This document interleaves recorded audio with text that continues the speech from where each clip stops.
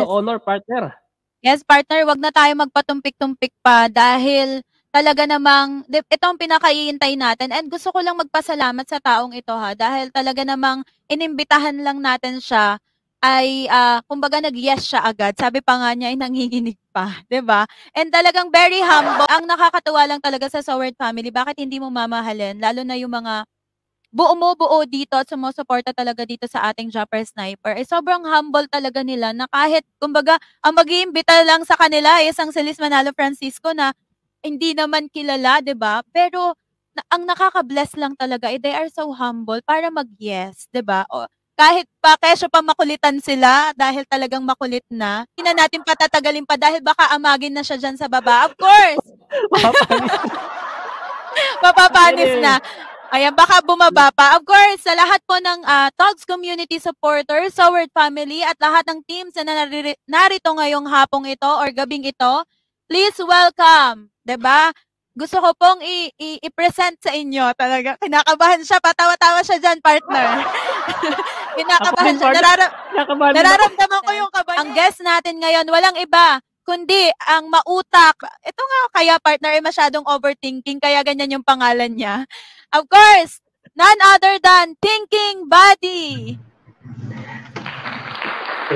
Grabe naman yun. Nakakatakot naman yung pag-welcome. Salamat po. Isang karangalan yung mapabilang o ma-interview. Ma-interview ba tawag? Ng kapit-apitagan ng dalawang live streamer natin. So, yun, isang karangalan po na makasama po kayo at makapag-share din po ng thoughts. So nabasa ko po kasi kanina yung title, parang grabe, parang nakakaba. Pero isang po yun, sabi nga, isang karangalan yung mapabilang sa inyo at mapag-usapan yung mga ganyang bagay kasi kakaunti na lang ngayon sa totoo lang, maglakad ka sa mga kalsada, punta ka sa mga iba't ibang lugar, kukunti na lang yung mga nag-uusap sa mga ganitong bagay. Karamihan dyan yung mga paano magpayaman, paano magkaroon ng magandang pamilya, paano magkaroon ng malusog na pangangatawan. Pero yung pag-uusap na paano katutulong sa iba is very rare na po. Konting-konti na lang yung So, yun, nagpapasalamat ako at mayroong ganitong group or community na natatag sa pangunguna ni Sir Ako Ito Vlog. At sa inyo lahat, wala namang kumbaga sabi nga ni Sir Ako Ito Vlog, pantay-pantay lahat. So, based sa pagkakilala ko dito kay Thinking Buddy, hindi to masyadong tumatambay sa live streaming, especially kung wala namang substance yung content. Normally, dumadaan lang yan si Thinking Buddy, nagsisay hi, and then, goodbye. Nagbibiji or pumupunta sa ibang mga live stream kasi alam naman natin, busy rin tong ating kaibigan na si Thinking Buddy. Pero based sa pagkakaintindi ko sa kanyang personality, ganun siya. Kumbaga, parang hindi substance. Pero lately, habang tayo ay nagla-live stream dito, napapansin ko nag-i-stay siya ng medyo matagal kumpara doon sa ibang mga live stream. And I do believe na something na meron siyang napansin or na-recognize dito sa ating community channel. At we are so blessed and thankful dahil siyempre, andito na siya kasama natin on screen ang nag-iisang utak o ng ating YouTube world. Sabi nga ng ating kaibigan na si founder Ako Ito Vlog TV, si Thinking Buddy ay isa sa mga guru when it comes to technical matters sa ating YouTube. But nevertheless, hindi natin pag-uusapan masyado yung tungkol sa technical matter dahil pwede nating bisitahin si Thinking Buddy sa kanyang channel. Gusto ko lang ding alamin at maaaring ang ating Togs community supporter or active live viewers dito ngayon ay gustong malaman na bakit nga ba Thinking Buddy yung pinangalan mo sa iyong channel? Actually, yung pangalan na Thinking Buddy, nakuha yan noong nag-work pa ako. So, sa work kasi pag hindi masyadong walang tao tapos boring na, ayan, mahilig kasi ako yung nagbibigay ng mga palaisipan sa store namin dati, yung mga tawag dun sa Tagalog bugtong-bugtong parang ganun. So, tapos ang laging tawag ko sa lahat is buddy talaga. Mapakatrabaho ko yan, o yung mga kaibigan, buddy talaga yung ko. So, doon nagsimula yung buddy hanggang sa Thinking Buddy. Ayun, actually ang dating channel ko is Buddy Alejandro kasi nagkaroon ng chance na mag-tutorials tayo, tapos nakakapag-share tayo sa iba. Tsaka, based sa akin kasi sa sarili ko, para sa akin, so pagkakilala ko sa sarili ko, ako kasi yung taong talaga, palaisip, totoo lang, palaisip. Ano ba yung purpose ng buhay natin? So, yun talaga. Kaya, doon pa lang, parang mataas na kumbaga, para sa akin, kasi nga sabi ko kanina na bihira yung mga channel or mga tao na nag-uusap ng ganitong bagay. So, kaya sabi ko, ay, ang ganda ng ano. Actually, hanggang ngayon, binabalikan ko yung mga unang live stream nyo. Tinitignan ko sa title. Kasi sa title ako nagbe-base eh. Lalong-lalo sa mga pinapanood ko, sa title talaga ako nagbe-base. So, marami akong nakikitang napupulot na kaalaman, which is maganda. Kasi sa akin naman, hindi ko naman kukunin yung ikaw nga sa isang mansanas, pag may bulok, hindi naman pwedeng itapon mo lahat yun. Ganun din sa isang channel. Pag may nakita kang mali sa isang channel, hindi naman pwedeng ayaw mo na kaagad sa kanya dahil sa may mali siyang sinabi. So, kukunin mo yung tama, tatanggalin mo yung bulok, yung tama yung kukunin mo. So, ganun yung ginagawa ko. Pero dito sa community na to, nakita ko na parang kumbaga neutral, kumukuha ng side sa iba. Hindi yung pinipilit lang yung side ng bawat host, ganun. Hindi yung pinipilit niya yung kanyang mga viewers. So, yung nakikita ko maganda na transparent tsaka neutral lang. So, sabi ko, karangalan yung mapabilang sa inyo at makausap kayo ng personal ba tawag sa ganito? Ayun. Personal virtual. And glory to God, diba? Ako partner, nararamdaman ko na talagang malaki ang utak ng isang thinking partner, body. No? Napansin ko dito kay thinking body. He trusts the Lord. You know what? Yes, number one. Kasi hindi yan na, kumbaga, ang thinking body ay hindi yan na isang ordinaryong tao na mayroong sariling kakayahan. Dahil when I check his channel, nakalagay doon sa description ng kanyang channel, think what is good and do what is right. Sabi doon sa Proverbs 3, verse 5 to 6. Meron siyang Bible verse doon. Diba? So, paano hindi ka magtataka dito kay thinking body kung bakit ganun katalino? Siyempre, may wisdom from the Lord. And I do believe he trusts the Lord. Ang nasa-sacrifice ko minsan is yung time sa family. Ayun. Pero kung sa material na bagay, hindi ko kasi siya tinitake as sacrifice na. So, yung tinitake ko as sacrifice talaga yung time na imbis na spend mo sana sa family, pupunta ka sa ganitong lugar kasi merong kailangang maabutan o kaya meron kang... Kasi ang pananaw ko kasi mga body, gaya ng sabi sa Bible, pag alam mong mali, ginagawa mo, kasalanan mo. Pero pag alam mo namang tama, tapos hindi mo rin ginagawa, kasalanan mo rin. So, saan ka lulugar, di ba? So, mag-iisip ka ngayon, ano yung gagawin ko? Kasi ikaw magdadala eh. Yung taong humiling sa'yo, hindi naman yung dadalhin yun pag tinanggihan mo eh. Although magalit siya, hindi niya dadalhin yun. Ikaw yung magdadala nun kasi ikaw yung nakakaalam sa puso mo eh. So, hindi mo siya tinulungan kahit kaya mo. Parang sa konsensya natin, parang mahirap dalhin. Kumbaga, tsaka kaya hindi ko nasasabing sacrifice kasi may mga sinasabi, katulad nung nabanggit kanina na yung tipong isusubo na nga lang daw ibibigay pa sa iba, which is tama naman. Sa akin kasi, I have to be practical.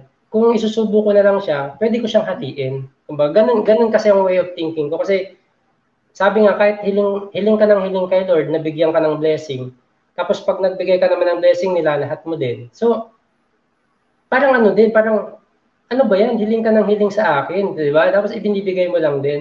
So, sa akin na opinion ko lang to mga kaibigan, mga body natin na yun lang yung thinking ko para hindi ka masyadong mag-isip ng mas malalim pa or hindi ka na yung pagpaplano ng pagtulong kasi pag pinaplano mo yun ang pinaplano, ay, ito na lang yung pamasahe ko, ganyan-ganyan. Kung ano lang yung kaya mo, separate mo na yung pamasahe mo, yung pangkain mo, kung ano yung matitira, pwede mong itulong. Hindi yung ibibigay mo na lahat tapos problema ka na anong pamasahe mo, anong pagkain mo. So, parang hindi tamang way of thinking yun para sa akin. So, kaya hindi ko siya tinitake sacrifice talaga. Pag sa mga material na bagay. So, ang mahalaga sa akin kasi yung mga bagay na hindi nakikita talaga. Like, yung love, yung trust nila sa'yo, yung time mo sa family mo. So, lahat dun kasi mas mahalaga para sa akin yung mga bagay na hindi Tama naman eh. You need, sabi nga natin kanina partner, kailangan mong i-balance ang lahat ng bagay. 'Di ba? Hindi pwedeng lagi na parang tama 'yun. Kung meron kang dalawa, hatiin mo to share para sa iyo tapos sa kanila. 'Di ba? Ganun yung sacrifice para sa kanya eh pagdating sa material things. Pero meron ding time na nag-sacrifice si thinking body in time, 'di ba? Tama ba? Yung parang yung time mo na naaagaw dahil sa pagtulong natin sa ating kapwa. Pero kagaya nga ng sinabi mo na kapag masaya ka naman sa ginagawa mo, wholeheartedly mo itong ginagawa, 'di ba? Ay talagang hindi mo siya matatawag mo lang siyang sakripisyo, pero hindi mo mararamdaman, 'di ba? Katulad sa trabaho, di ba? Kahit makuha mo yung posisyon na gusto mo, parang hindi fulfill sa'yo. Makuha mo yung salary na gusto mo, parang kulang pa rin. Pero yung try nyo mga buddy na dumaan kayo sa isang lugar tapos may nanlilimos, magbigay kayo kahit 2 piso lang o 5 piso.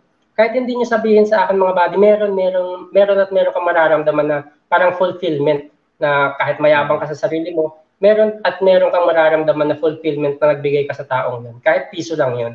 Yun yung gusto kong laging nararamdaman, yung ganun na bagay. Hindi sa trabaho, hindi sa pera. Iba kasi yung pakiramdam nung tumulong ka at nagkaroon ng impact sa kanila yon. Iba yung pakiramdam nun. Oo, napakaganda ng sinabi nitong si Thinking Body, partner, no? Kumbaga, sinasabi niya dito, it's regardless kung gaano kalaki or kaliit yung tulong na nagagawa sa iyong kapwa. But of course, yung self-satisfaction mo, yung inner joy na mararamdaman mo, yun yung magti-trigger sa iyo to help more eh. And at the same time, may mga sacrifices na ginagawa na hindi natin napapansin, especially pagbibigay ng oras.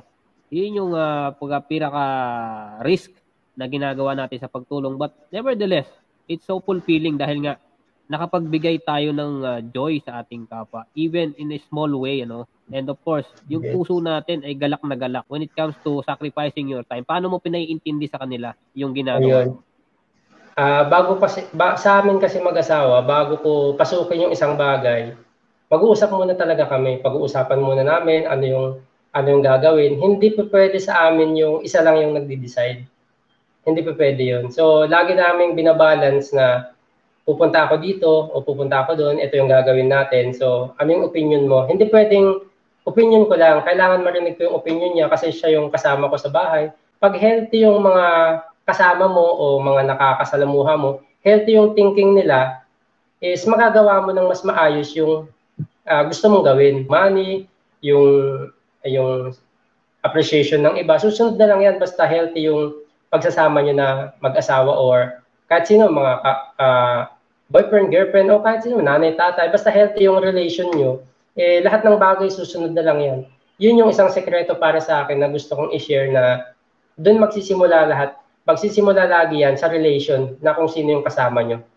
Doon, yung flow niyan, dire-diretso na lang yan, sunod-sunod na lang yan. So, pag against yung isa, pag-usapan nyo, timbangin nyo. Pag hindi talaga pwede, that's the time na wag mong ituloy. Kasi nga, magkakaroon ng problema soon eh. Pag hindi kayo magkasundo. Pero once yan na nagkasundo kayo sa isang bagay at napag-usapan nyo, mas magagawa mo ng tama, smooth na smooth kumbaga. Kasi alam mo, suportado ka niya.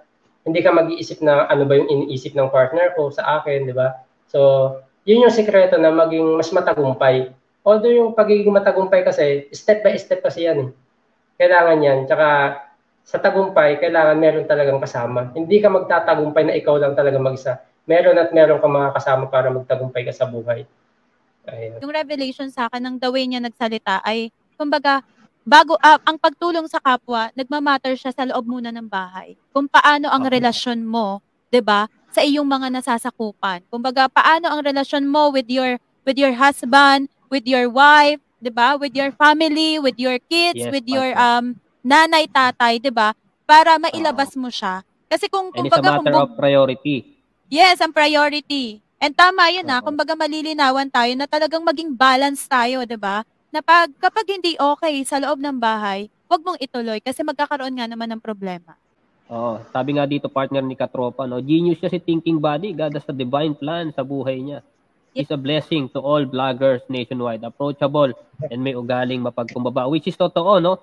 Imagine, Thinking Body, hindi natin siya nakakasalamuha sa mga live stream, but we are so blessed na marinig yung word of wisdom na binitawan nitong si Thinking Body. Kaya pala siya Thinking Body. Oo, talagang mapapaisip ka.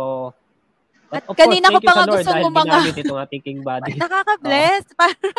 Nakaka-bless lang talaga. And na-amaze ako at hindi ko, alam mo siya, something hindi ko ina-expect, 'di ba? Pero talagang, nararamdaman ko na talagang umaasa siya sa wisdom na nanggagaling sa Lord. Kapag full of wisdom ka na galing sa Lord, asahan mo na lahat ng ilalabas ng bibig mo ay talaga namang may mararamdaman ang mga taong makakarinig nito. Pag kumikilala ka kasi sa Diyos, pasensya na kayo mga buddy kasi gusto kong kunin yung panahon na to, yung pagkakataon na mapapurihan ng Diyos. Syempre, siya yung manguna, kumbaga siya yung manguna sa topic natin. Wag yung mga sarili natin o hindi yung mga viewers natin. Isa tong karangalan na mapapurihan natin siya ngayong gabing ito, umaga man, saan mang dako ng mundo yung mga nanonood sa atin na siya yung manguna sa ating buhay. Siguro wala namang nanonood na atheist sa atin or hindi naniniwala kasi kung meron man, pwede naman siyang mag-comment. Kasi may mga ganun tao na minsan kasi winawalang bahala natin yung mga mas importanteng bagay. Katulad yan yung pagkilala sa Diyos, yung pagsamba sa Kanya. Minsan, naisip natin, i-relate lang natin sa pagtulong. Minsan, tayong mga tao, kasi ako mismo, I have to be honest sa inyo, na itanong ko din to dati sa akin. Bakit ganon? Tulong naman ako ng tulong. Mabait naman ako. Bakit hindi pa ako binibless? Nangyari na sa akin yun. Talagang pumasok na sa isip ko yun. Bakit yung iba, wala namang ginagawa? Bakit bless sila? Parang ganon. Parang nagkakaroon ako ng question. At ayun, nasagot nga na wag kang mainggit o wag kang mag-alala kasi yung mga blessing na natatanggap nila, hindi naman yun binabawas sa blessing natin sana. Meron tayong blessing bawat isa. So, kailangan lang natin hanapin, kailangan natin mag-antay. Katulad naman sa kahit kanino, kahit sa mga viewers natin dyan, kung may blessing kayo bilang ama, hindi mo agad ibibigay yan. Hindi mo agad ibibigay sa anak mo yan. Titignan mo muna kung karapat-dapat ba siya, kung on time na ba yung blessing na ibibigay mo sa kanya. At yun yung pinangahawakan ko palagi, na kahit hindi ako blessed, yung magising ka lang sa umaga, yung wala kang sakit, wala kang iniindang mga kaaway, wala kang aapakan, napaka-bless na natin. So, yun yung isang pananaw ko sa buhay na sana ma-realize ng iba na hindi sa material na bagay umiikot yung mundo natin. So, laging manguna. Sabi nga, di ba, hanapin muna yung kaharian ng Diyos. At ang mga bagay ay pawang idaragdag na lang sa'yo. So napakaganda doon ako nangahawak na, sabi kasi niya, idaragdag, will be added na lang. Na-experience ko talaga. Ako, halos 4 years na akong walang trabaho mula nang nag-resign ako. Hindi ko alam kung paano ako nakaka-survive. Nakwento ko rin kay Sir Bidogs na hindi ko alam talaga kung paano ako nakaka-survive. May 2 kids ako. Pero hanggang ngayon, hindi naman kami nagkakasakit. Okay naman, nakakakain naman kami. So, parang himala talaga pag siya yung inuna mo sa buhay mo. Mas may kabuluhan kumbaga yung mga sinasabi. And alam mo, sobrang nabibless lang ako kasi kagaya nga ng sinabi, lagi namin pinag-uusapan ni Kuya Eddie, no, na talagang as much as possible ay kailangan sobrang alam mo, napupasok ako. Sobrang nabibless ako dito kay Thinking Body na talagang as much as possible ay gusto namin na parang ihiwala yung separate yung relihiyon na meron kami dahil kagaya nga ng sinasabi namin dito, hindi naman kami nag-i-introduce ng panibagong belief sa inyo. Pero lumalabas siya eh. Kaya sabi ko kung bakit parang ganito, iba ang kasi everyday talaga ng live streaming ay nararamdaman ang presence ng Lord, 'di ba? Yes. At bakit parang ewan hindi ko siya ma-explain, something in my heart, partner. Partner, diba? With full respect with full respect sa lahat ng viewers natin na may different belief, Wala ng ating Thinking Body, we have to glorify the Lord. We have to put Him first in order for us to be used sa mga ganitong bagay.